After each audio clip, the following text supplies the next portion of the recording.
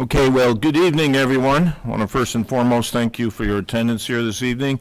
This is a public informational session, certainly designed to certainly provide input, gather input from you after we go through a few introductions, a few comments, and then an overview by a number of the key stakeholders here who will be providing us with EMS and fire protection in the short-term solution here as we move forward. I do have a hard stop at about 6:50. We do have a regular scheduled town board meeting at 7 p.m. with a public hearing there as well regarding the creation of 2 fire districts. So let me start real quick. You have received a few correspondence from the Victor Town Board back on July the 8th. And in that statement, at that time, that was a public statement from the Victor Town Board. And first and foremost, and it continues, that your safety and well-being remain our highest priority. We recognize the critical importance of uninterrupted fire and emergency medical services, and we are working diligently and expeditiously to ensure the seamless continuation of these services for the Fishers Fire District and the entire town of Victor. There was a follow-up on August the 6th. And in that statement as well, town officials have been actively meeting with multiple area emergency response agencies to create a short-term continuation. The town is committed to developing a comprehensive and long-term strategy in collaboration with surrounding fire departments, EMS providers, and county-level partners to best serve the entire town of Victor community. We did create a dedicated fire protection email address that will continue. Certainly, if there's something you don't hear this evening, certainly feel free to send us that email, and we will respond accordingly. Email address, one word, fireprotection at, one word again, townofvictorny.gov.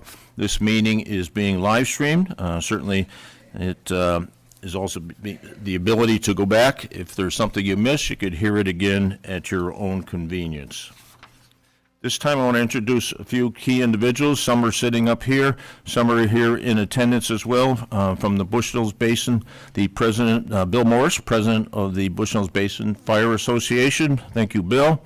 Not here this evening, but is the chief of the Bushnells Basin Fire Department, Mark Albers. Sitting up here at the panel, Rich Tantello. He's the assistant chief at the Bushnells Basin Fire Department. Jared Palmer, Victor Farmington Ambulance, the CEO from the Victor Fire District. Gerald Berry, the president of the Fire Commissioners. Sitting up here with us is Chief Lamarco, chief of the Victor Fire Department. Sitting at the table to the side is Sean McAdoo, the treasurer of the Victor Fire Department, as well as our village mayor. Not with us this evening is a few of our other partners, the chief of the Farmington Fire Department, and the chief, Mark Cholak, chief of the Henrietta Fire Department, and Mike Dinsmore, the assistant chief, unless they are here. I apologize. Our fire marshal, Bob Graham, has been part of the task force as well. I do want to recognize the assistant Victor Fire Chief, Mark Militello, over here as well. And then I want to thank the Director of Finance for the town of Victor, who spent an enormous amount of time working with us here as well. So at this time, I'm going to turn it over to the, starting with the chief of the Victor Fire Department, Mr. Steve Lamarco. Thank you, Mr. Supervisor. I'm sure the question that is on most people's minds is, who am I calling and who's showing up? And so as you see the district maps, there were some handed out, they're on the screen as well.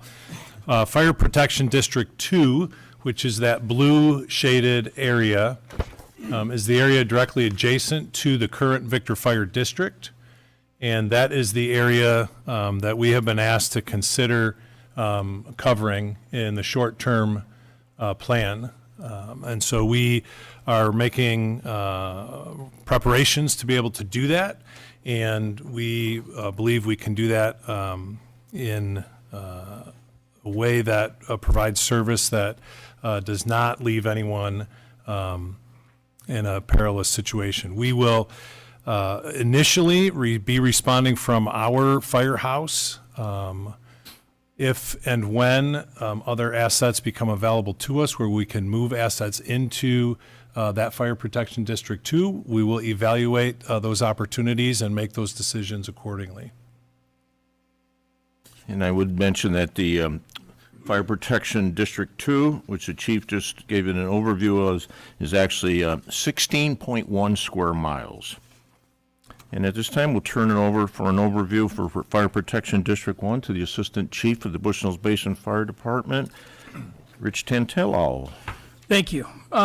Similar to what Chief Lamarco said, Bushnells Basin is covering Fire Protection District 1. We believed that made the most sense during the short-term plan based on the district lines off 96 that we go up to, as well as our Station 2, which is just over a mile to that area of the district for response. We are going to reevaluate as time goes on with this for how we're going to staff and what our members will be able to do. Again, we can't put any assets into those districts yet because we don't have any volunteers over there to support that fire truck over there. So we're going to be responding from our 2 stations to be able to get to those areas as quickly as possible with our current staffing, and that's going to be evaluated monthly, quarterly, and throughout this entire process of the short term that we're doing this. If I can jump in, the question may remain, well, what about the thruway? My guess is, this is just a guess, that most residents of Victor, the thruway is not your primary concern. You want to know who's coming to your house. So I hope we've answered that question. But the thruway will be covered because of limited access to the thruway and the nature of it. There is no turnaround between exit 44 and 45. I don't know if you're aware of that. So there will be several agencies servicing the thruway between 44 and 45, including Victor Fire, the Farmington Fire, and Henrietta Fire. So I hope that answers. I don't know that that was a big question, but I figured I'd answer it anyway. And then for us, for 490, we already currently cover a portion of 490. We're just going to be extending that coverage. We've been running calls with the Fishers Fire District for years on there, and that's just going to continue with our sole response, unfortunately. And Assistant Chief Tantello, so why don't you give the 2 locations, Fire Station 1, Fire Station 2? Sure. Station 1 is at 661 Craig Road, which is in the hamlet of Bushnells Basin, and Station 2 is 1080 Garnsey Road, which is at the corner of Garnsey and Mosley Road.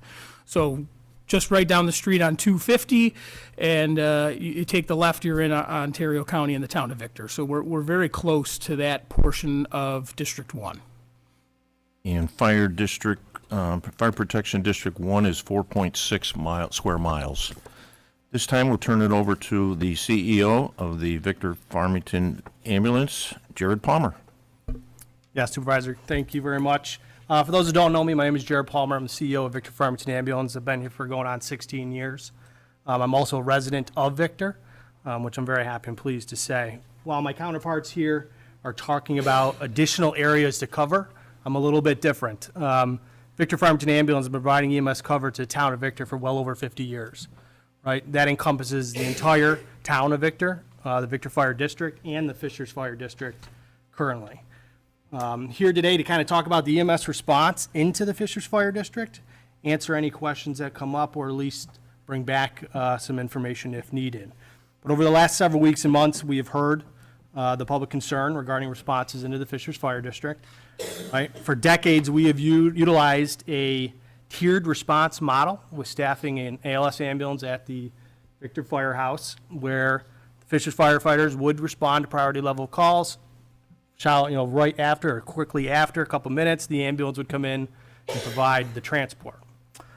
Obviously, as of 10/1, that has changed, and is why we're here today. That no longer would work or function. That tiered response would go away, which gives us the obligation to take a relook at where we're staging apparatus, what we're staffing, and where they're going to go. So one thing we are going to do immediately, I don't have a timeline on this because we're really unsure of what 10/1, 10/2, 10/3 look like. But immediately, Victor Farmington Ambulance will move an ambulance to the Fishers Fire District 7 days a week. And that will be as close to 10-1 as possible. Just none of us have gone through this, right? We're not really sure what that entails. But I do want the residents of Fishers to know we will move an ALS ambulance there 7 days a week, effective as soon as possible near that 10-1 date. The ambulance agencies remains committed to the town of Victor and will evolve to meet the demand of the service. You know, right now, the town of Victor is at a 14.8% call growth, right, year to date. So that's something that equals roughly about 300 calls. So I'm very happy to report that we're covering 100% of those calls and 98% organically. So for the time being, in the short period, we will move an ambulance, and exactly like my guys, you know, the chiefs were saying, is we're going to do a 30, 60, 90-day look and review and evolve as needed the demands of the town. Other than that, that's where we stand. Very good. Okay. Now, an opportunity from you, the members of the public, come to the podium, and the only thing I ask, state your name, and then certainly I'd like to know, you know, if you reside within, many of you I do recognize, but if you reside within the town, I'd love to hear that as well. So feel free to come to the podium, state your name. There is a microphone there. Feel free to adjust it if you have any questions for any of us up here. Again, we plan on meeting, our intention, we will be, the task force will be meeting at a minimum once a month moving forward. And certainly if we need to do that sooner than later and on a more frequent basis, we will do that. Part of our meetings leading up to this evening was we had Monroe County 911. They joined us for a meeting. And 2 weeks ago, I think it was, we had Ontario County 911 here as well.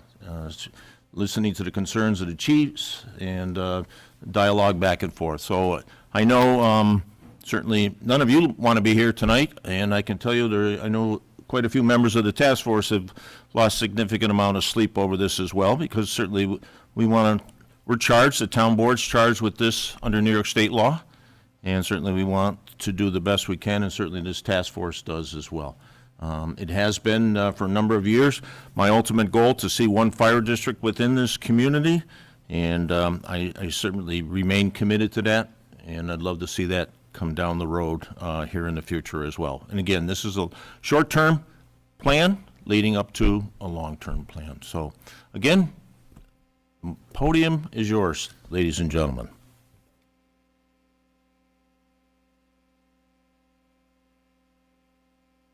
Boris Fanton, 8082 Taylor Road.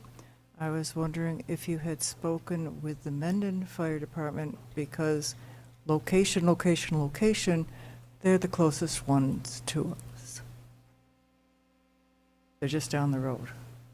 So, And I consideration. apologize. I'm switching my hearing aids to I'm the sorry. loop hearing. So maybe one of my colleagues caught your question. Sure. The question, in case anyone didn't hear, Thank you. was there any discussion with the Mendon Fire District or Department about helping in the short-term plan? I can tell you, yes, there was. They were part of the conversation. They were asked to cover a certain portion of what you see on the map as Fire Protection District 2, and they declined that. So we can't force them to, but they were at the table and they were given that opportunity. All right. Thank you. You're welcome.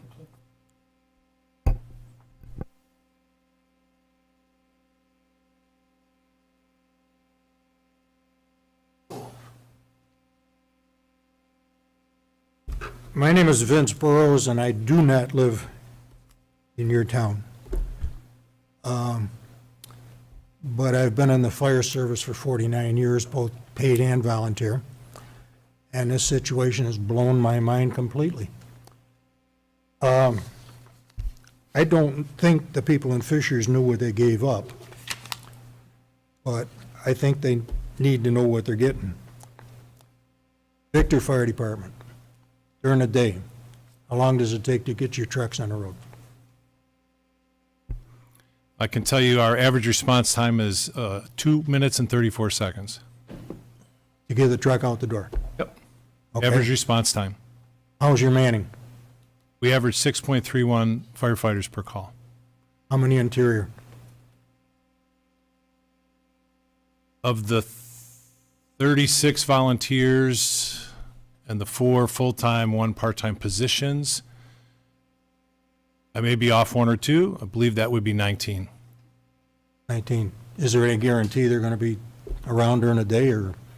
Is well, there if you've been in times the when fire your truck go service- out with no interior? Pardon me? Is there times when your truck goes out with no interior? No. No? Okay. Bushnell's Basin, how's your manning? Our manning is, we're very fortunate. We have 70 volunteers, 55 of them are interior. Our average for this year, year-to-date, is 13 interior firefighters on every call, as our average. Our response time this year is truck on the road within 2 minutes and 27 seconds and on scene within 6 minutes and 26 seconds, which meets the NFPA standard. Not bad. We're very fortunate. Yeah, I guess, To be in this, not to be in this situation, but to be in the committed folks that we have in our fire department, to be able to come out and protect not only the town of Perrington, but the town of Victor in this unfortunate incident that we've all been forced into.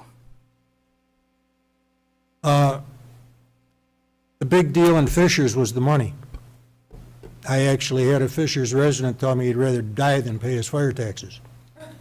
And I wished him well. How much is this going to cost the Fishers residents compared to what they were paying for their fire department? Anybody know? Vince, right now, we're doing, we've just about completed our town budget, and having this thrown to us, we are working on that. Right now, we're just looking at preliminary numbers. I know there's a number of outstanding items that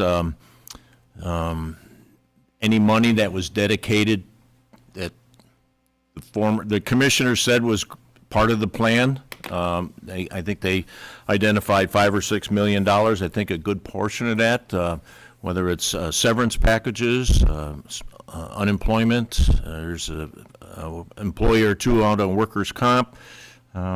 These are some of the liabilities that still follow. So undetermined, again, we've had some preliminary numbers. We're focused on moving down with that number. Certainly, I think the commissioners have highlighted previously what the Victor Fire District tax rate is and where Fishers is. Certainly, I know we have to get that much closer to Victor so we could. How much lower was yours than theirs? How much lower, what's the question? How much lower was your tax rate than Fishers? The Victor tax rate, it's Yeah. $1.59 per thousand, and I think the Fishers one is about $3.59. So it's got some movement. Somebody's going to have to reimburse Bushnell's Basin. Correct, sir. Yes, you're absolutely right. These contracts that we, certainly the creation of these two fire districts, and then entering into contracts with both these fire departments, there is a cost associated to that. Now, you said you have some paid personnel, right, Victor? You're going to have some more, right? I think we, as Chief Tantello has mentioned, we're evaluating this on a month-by-month, quarter-by-quarter basis to understand what the actual needs are going to be and how we're going to respond to them. This is, as has been said, this is a situation that we've been thrust into with no notice. I mean, Victor was not consulted, asked. I had no conversations with anybody before this dissolution was announced. And so we are doing our best because we care about our community and we want to serve our community. So we're trying to step up and do the right thing. I don't know how many of you are familiar with what happened in West Brighton a few years back. Remember that fiasco? One of our task force members, the chief of the Henrietta Fire District, has educated us to some level. Oh, Mark? Yes, Yeah. yes. Somebody's going to have to keep an eye on Fishers, because what happened in West Brighton was, over a period of time, that apparatus and their inventory was allowed to rot. And there's a farmer down the street from me that bought a fully equipped engine for $9,000. Groveland got a fully equipped rescue for $30,000. The lawyers got the rest. Keep an eye on fishers because they're slippery over there. Those 5 guys, I don't know what they were up to. I think they lost their minds completely, but make sure you know where that money's going. Don't take their word for it. The money, certainly audit would be certainly a mechanism we could use, and we are going to be taking inventory of all the equipment, certainly the vehicles, but every single piece. Yeah, well, good luck to y'all. Thank you. Appreciate your questions. Any other members of the public? Supervisor Marin, I'd just like to say something as this gentleman's coming up to the podium. As a layperson on the town board, when this was thrusted upon us, and there's an education piece, obviously, and I think the general public, started out with not knowing what's the difference between fire protection district, fire district, and even fire association. And talking about those 3 contingents. And I think that was a real big learning curve for a lot of folks who aren't in the trenches, so to speak, who aren't in there in the day-to-day. We just call 911 and somebody's going to show up. And to understand that, and when I first came on the board in 2016, the Victor Fire District was a contractual obligation from the town of Victor. We wrote a check every January to the Victor Fire Department, and they protected a certain part of the town for the fire district. And then a few years ago, they went to running their own business, and so we no longer have to do that. We've been writing a check to the EMS for Victor Farmington Ambulance since 1970, Victor and Farmington, and that will continue. As we prepare to move resources, as Jared said, to move some resources over to 380 High Street eventually, that's going to end up probably costing the town of Victor a little bit more. But that's priority 1 for protection. But I think, that was a big learning curve for me in terms of learning the difference between a fire district, a fire protection district, and a fire association. So I just wanted to say that.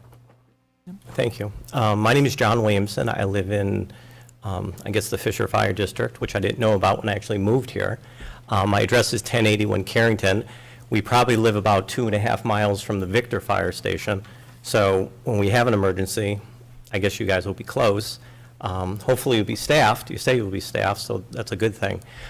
Jumping ahead to the long-term plan, will we be at parity with the balance of Victor in terms of our services and costing? John, could you repeat the question again? Yeah, will we be at parity from a tax perspective, our rate and such, as the rest of Victor? I think, the intention, again, as I mentioned to Vince when he was up here, we're here, we got to get it down here, so that certainly it becomes one. Anticipation, moving forward, that the Victor Fire District, as they are also potentially adding some staff, theirs is going to creep up. So we're getting close. That's the goal. Merge, create the one fire district here with the town. Moving forward, I don't know where we would be with our partners from the Bushels Basin, whether that would be a needed service moving forward. Again, the next 15 months will be very important and very telling. Okay, very good. Thank you so much. Thank you.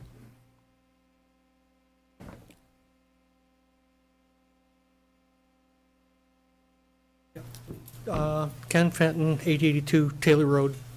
A couple of quick questions. The assets that are currently in the 2 fire stations and the fire stations, are those things that you assume, or are those going to be abandoned? No, they all become assets of the town. So you have, I think it's 1 or 2 acres out on Malone Road.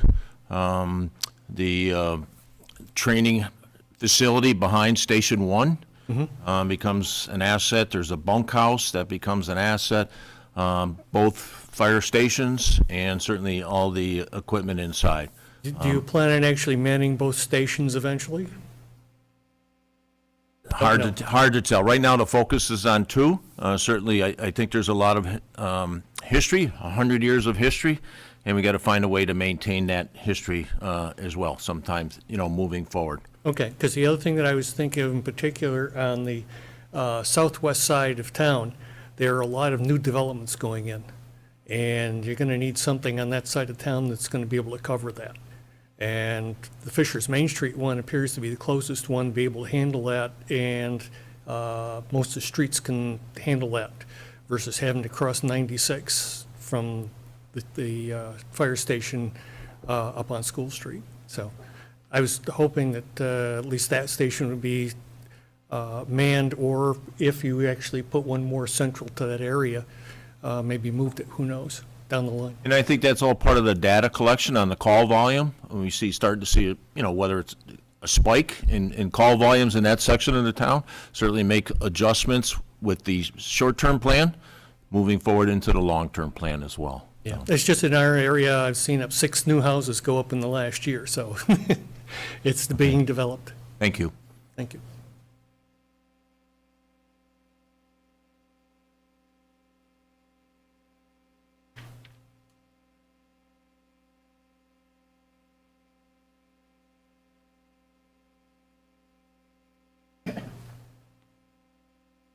Good evening, Brian Bartlick from Sunray Crest on the east side of Victor. I'd like to applaud the meetings with the Monroe County Emergency Communications Division and the Ontario County 911. My first maybe rhetorical question is, why weren't they in the same room for those meetings? But secondly, has there been any work with the task force to streamline the alerting of Bushnell's Basin Fire Department for the calls that come in via Ontario County? I have the opportunity to monitor the radio at my job, and I know that there is a significant delay in that. I will take the dive on the sword for the miscommunications between Monroe County and Ontario County. It was the intention to have them both in the room at the same time. It didn't work out. So as the organizer of these meetings, so I will take the sword on that one. So as far as... No fingers to be pointed, but... I can answer yours, Brian. They've been in communication since we started this potential plan here and moving forward with it to streamline the dispatch from Ontario County when someone calls 911 and needs a fire truck and Fire Protection District 1. They are putting together, and already have been using for the last year or so, a direct line communication that which is either on radio or phone call. They are working to make sure that when this starts on October 1st, that phone is being monitored 100% instead of the, how would I say this, not as frequent, to make sure that there is not a delay in our response. Unfortunately, there is going to be a minor delay from 911 to 911. It's been that way for a long time. It's gotten better, and we need it to be a lot better for us to maintain a good service for that part of the town of Victor. And that's been our priority. There's also the third-party vendors and stuff for dispatching. They are not 100% reliable, but they're 90% reliable, which will start moving our folks to get to the fire stations before the tones may even be out from one county to the next. But we are very aware of that and very concerned with that response, because we don't want there to be a delay. Thanks, Chief. I'm glad to hear that it's being worked on, and with all seriousness, my hat's off to all of you for the hard work and the deep dives you've done on all this. Job well done. Thank you for your questions.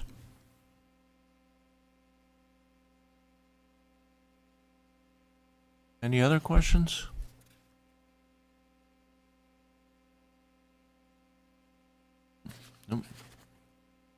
Scott Hopkins, Lanao Road. I'm a life member of the Victor Fire Department, a life member of Fishers, and I'm a past chief of Fishers. So my statement isn't more towards the sacrificial sheep, but more towards the flock behind me. People are concerned about loss of services. If one of the fire chiefs could explain the mutual aid, obviously mutual aid agreements are going to have to be renegotiated because of the dissolution of Fishers. But some people don't understand that with where their property are, as the one lady said from Taylor Road, just because you call another fire department doesn't mean they're not going to respond. but could you explain mutual aid agreements and how they work, and they're still here to serve us, the people of Victor? Sure.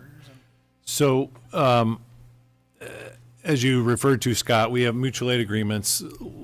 I'd like to talk real quickly and not to get too far into the weeds about the box system. So district is broken up into areas that are called boxes, and there's an assignment on each of those boxes of who's responding from other departments if there's a significant call event that's happening.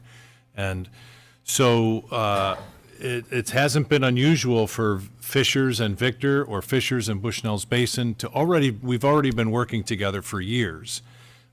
Victor and Farmington, Victor and East Bloomfield. So what happens is the call goes out, and depending on what the call is, there may be an immediate dispatch of multiple departments. If it is a structure fire, something significant, smoke inside the structure from a fire standpoint. And so those assets are already dispatched and on the way, and those all remain in place. We have to switch the box books a little bit because we have to take the Fishers out of the equation, but other assets move into those slots then. And so those box books are still be filled out, and it's not just, oh, there's a big gap and nobody's going to show up. We're coming, and we're coming with the assets that are needed for the particular incident. How long will the automatic mutual aid agreements be in effect? Until October 1st, and then they have to be renegotiated? Well, I can tell you, I have a meeting after these meetings with our chiefs to go over our box systems, to make sure we update. In our conversations with the 911 center, we've asked for timelines in order for them to be ready to go on October 1st, with having all those updates ready to go. So we have those timetables, and we're working overtime to get it done and get it in place so that there's no gap in service. Okay. So basically, I just want some of the people that don't realize how this works is that if they're out on the far reaches of the district, doesn't mean that, they're going to wait 20 minutes for, Fire Protection District 1 or District 2. If there's part of the automatic mutual aid agreement, they may get another neighboring fire department sooner than they may get their own. Yeah, I mean, it's not unusual for that to happen if, for instance, if East Bloomfield has a call that's right on Cherry Street, which is sort of the line, we may get there first because we're already on the way. That's part of the mutual aid system. So you're absolutely correct there. Thank you. Thank you, and appreciate you asking that question as well. Very helpful.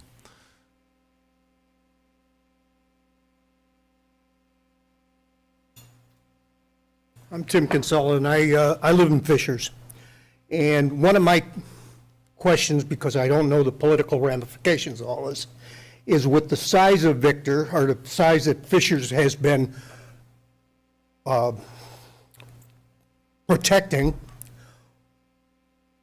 and I go back to the referendum vote that we had for the Victor library. Why wasn't there a referendum vote for this, with its number of people that are being affected by it? Yeah, and again, I'm no attorney, but my understanding, I think there's two mechanisms, two ways to dissolve, whether it's a village or, unfortunately in this case, the fire district. It's either the public, individuals like yourself, going door to door with a petition, and then in turn you take that petition and it goes to the governing body. What took place here was differently. The 5 individuals took it upon themselves to dissolve the fire district. So there is no mechanism for a referendum. It would, if the residents had gone around with a petition, that would have then probably, in my understanding, forced the referendum vote. And I stand to be corrected if anyone. I think you're absolutely right. Okay. So the people in Fishers who have voted for these 5 individuals and had such a poor outpouring of support, we're responsible for them being in the position they're in and taking what they've done. Unfortunately, you are correct, Tim. Thank you.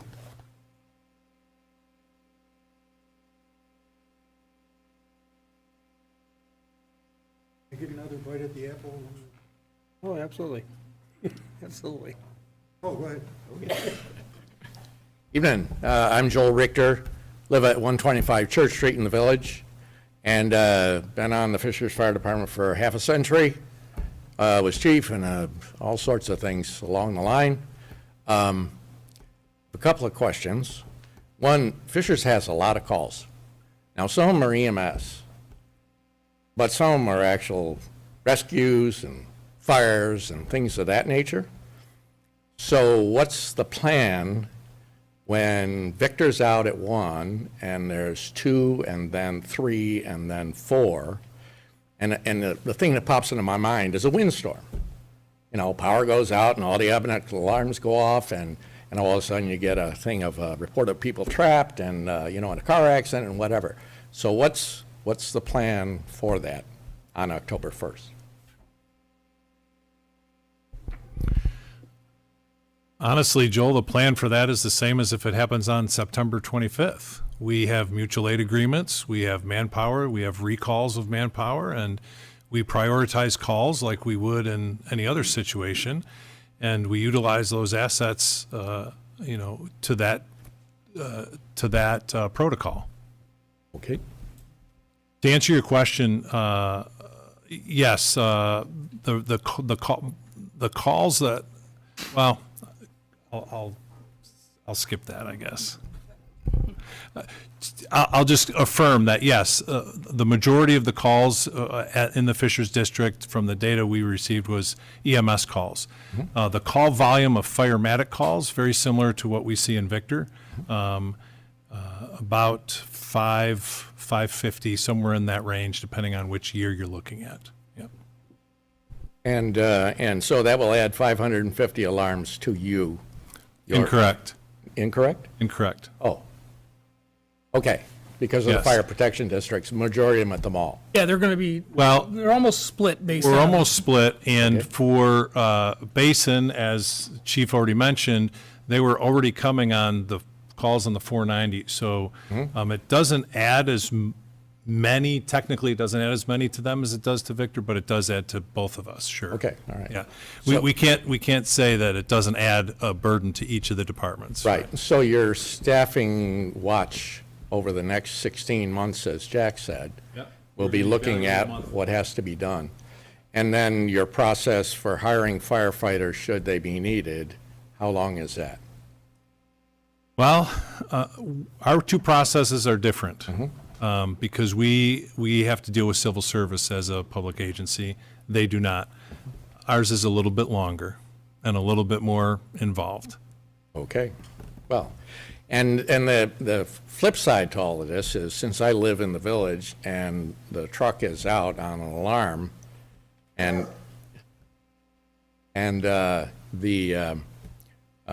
I'm very respectful of the fact that you get to my house pretty quick. So, because we're getting older, and, somebody's going to forget and leave the stove on, and then, it'll just be a ripper. Happens every day. Why are you looking at Cheryl when you say that? I didn't say that, I said it before. It's all right, you smell gas at 2 in the morning, you wonder. It's okay. So anyways, I appreciate everything that the fire department's doing and working to figure out how to solve this ball of wax. And so you're doing a great job. Thank you. Thank you, Joel. Any other questions? Douglas Kostick. I'm in the town of Victor. I was a Fishers volunteer. I'm currently a Ionia volunteer. I just had a question about what's the time frame on getting the Fishers Volunteer Association involved. This coming Wednesday, Councilman Condon and I have a meeting with Mr. Barasco to start that dialogue. Certainly, I think there's a home, a need for volunteers in the Fishers Fire District.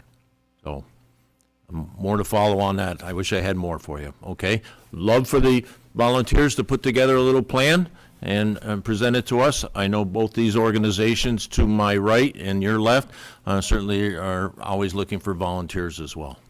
Yeah, I wanted to talk to Steve. I had an agreement with the past few chiefs at Fishers.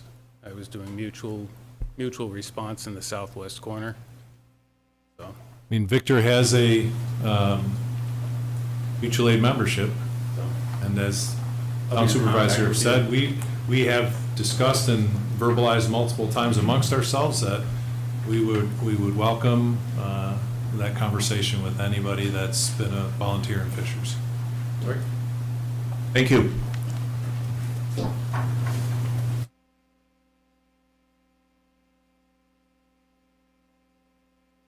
My name is Ken Preston. I live in Cobble Creek Road. And I'm just looking at the fire districts. I just want to make sure, and thank you guys for your service, because I know it's a lot of times it's a thankless job. You got a lot of complaints.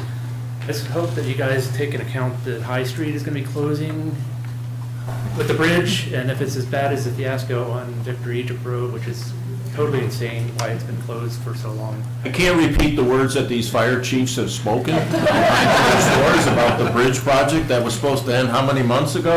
And we still. I drive by there like frequently and I just see nobody there. It's like, why did they close it in the first place? Is there, is there So I did get an email. danger of that stuff falling down or? County Road 9, still 2 more weeks, is what I was They've been told. saying that for. Yeah, and then High Street next year, certainly they'll make adjustments. I know the same with ambulance as well, very important. Yeah, I just want to make sure that, you're taking these in district, because, High Street, if Victor needs to come in as a second call or whatever, or wherever the equipment's coming from, and I, live near High Street, so I'm like, I feel confident that they're going to get to our district. They come into our neighborhood probably once a month from fire calls or EMS calls. And I think what you're describing is a scenario where an adjustment as to where staffing would be really would make sense. Logistics, yes. That was my major concern. Thank you. Thank you.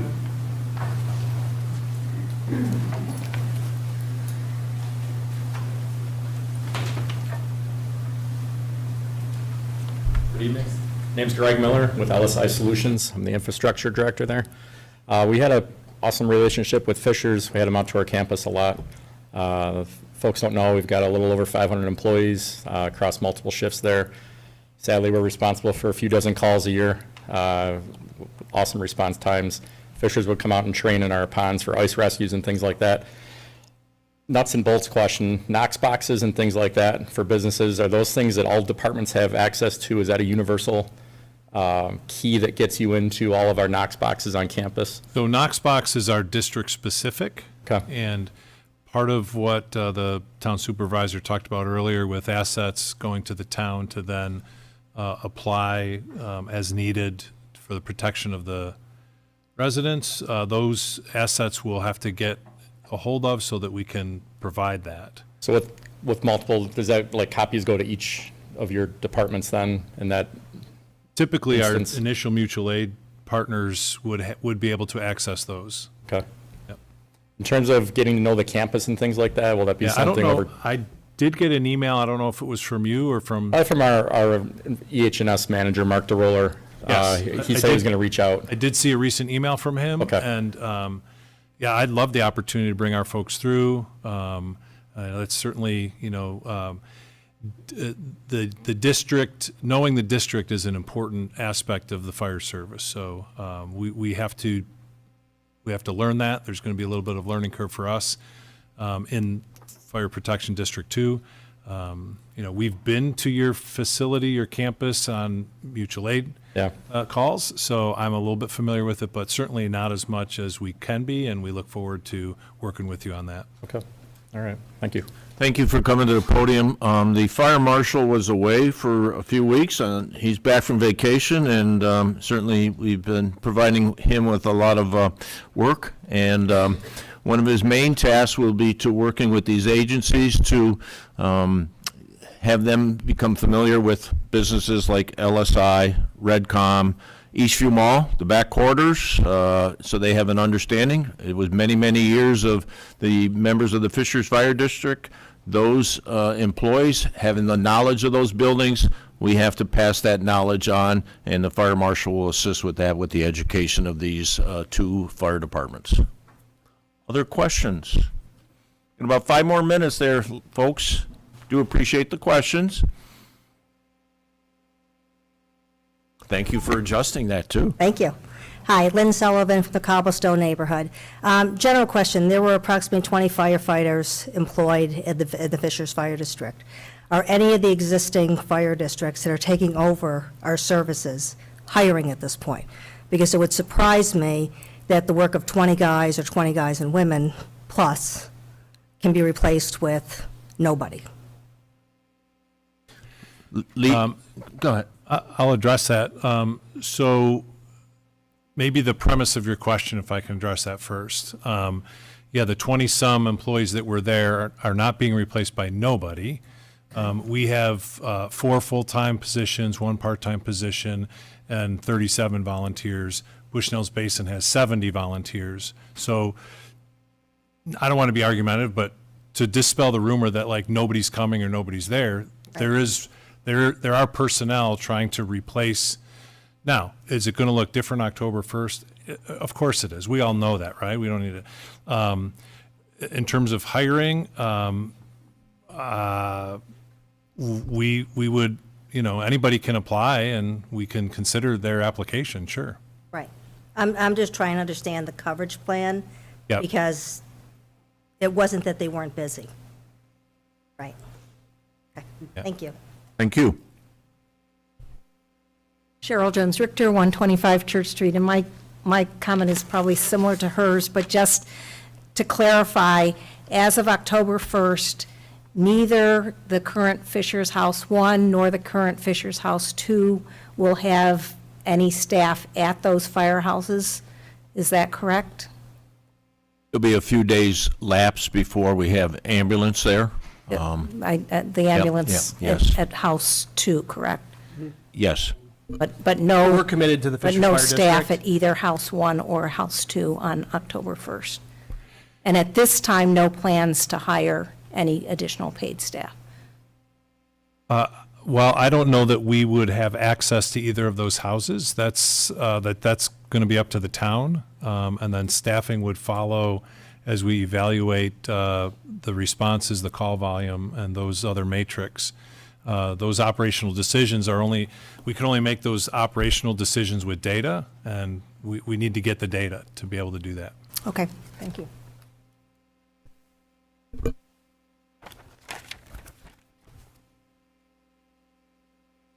Hi, I'm Stacy Preston. I'm a Fishers Fire District resident. My question is, what is going to happen to the Fishers Fire Station 1 and 2? Well, short term, 2 would have ambulance at the very least, and certainly, and again, in the next 15 months, really identify and establish, is the need for both of them to have fire. It was a great point made earlier about the southern portion of the community as well, and so that'll be part of the adjustments being made moving forward with the long-term plan.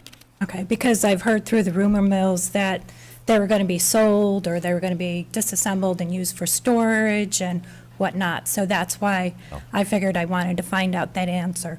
The other question I have is, what is going to happen to the existing fire equipment? I know it's going to the town, but what is the town's plan? Because it's my understanding, what I've read through social media and the other meetings, that fire equipment has been paid for, but again, I've heard through rumor mills that that's going to be sold off. And if that is, why, looking for the future, to me, it would make sense to keep that if we were to need it. We're needing it now, so why don't we keep it for the future? So if we do keep Fire Station 1, 2, Victor, all of them, so all places have equipment accessible there. So the opportunity right now for our new partners here, potential lease of equipment as well, is to keep them active, as Vince had mentioned earlier, rather than let them just sit. I have heard from another city in Ontario County interested in a piece of equipment. Again, the evaluation of equipment, we have 2 ladder trucks. Victor has one, Fishers has one. Do we need 2 in the Victor community as a whole? So that'll be it, really defining the needs for the equipment, the age of equipment, looking at the comparisons, Victor's equipment, what the age of theirs, Fishers, what do we keep, what do we look to try to sell off? Okay. And then another question I have, again, listening to the rumor mills, what is happening to our tax dollars that are in the funds right now at Fishers? I know it's going to the town, but as Fishers Fire residents, we've paid into that. Where is that money going to go? So when you paid your taxes, it's for fire protection for a 12-month period. We have 3 more months left to go. So instead of the Fishers firefighters receiving the money, there'll be money allocated to these once we enter into contracts with both these organizations. So that money would go towards them, and then there's still operating maintenance of the equipment. It again depends on the lease. We still have to heat those buildings, things of that nature. And with the money that's in the reserves, are they staying as reserve? Or, I mean, Now, once they've turned over to the town, it's our understanding, my understanding, is that the reserves go away, they're just cash to be used, for whatever, or, I mean. whatever. I We have to mean, evaluate that, like I said, I mentioned that training building, we're gonna do an environmental on that as well. Is that worth keeping? So. Right. I mean, with the money, I would suggest since, just me personally, since I live in the district and it's the reserves from us residents, I would assume that it would be kept for the new venture of, keeping the protection, Correct. instead of just being dispersed or overspending to have this or that because somebody wants whatever, just as a resident. The intention would be fire protection and EMS. It won't be used for parks and recreation, won't be used for any of those things. Fire protection, public safety only. Okay, thank Okay? you. You're welcome.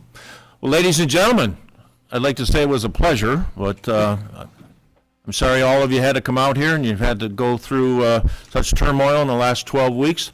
I do again, I can't thank our partners enough for your time and effort, gentlemen, and we'll adjourn at this time.